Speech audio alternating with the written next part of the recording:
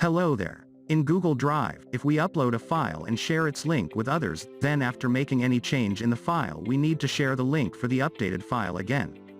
Google Drive allows the upload of multiple files with the same name and format, which means you cannot replace older files with an updated version even if both have the same names. In this video, we are going to be looking at a simple way to overcome this. For the purpose of this demonstration, I am going to use a text file that has already been uploaded to Google Drive. Let's get a shareable link for the version 1.txt file.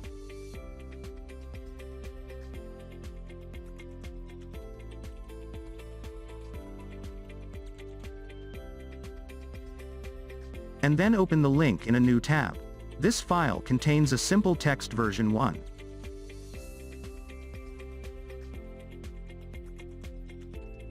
Now, go back to Drive, right-click on the text file, and select Manage Revisions.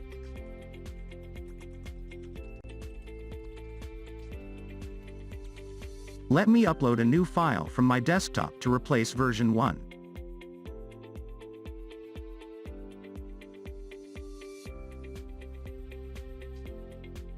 The file is now uploaded.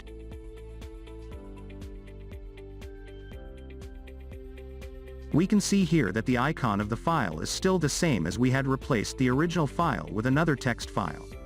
File name remains the same.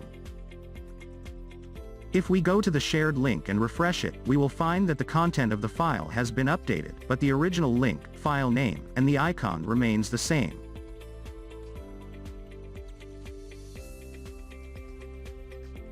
Using the same method, we can replace files with different formats or names while the shareable link remains the same. This time I am going to replace the text file with a Word document from my computer.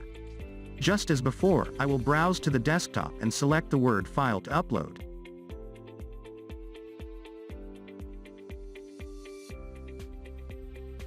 Once the new file is uploaded, you can see both newer and older versions of the files.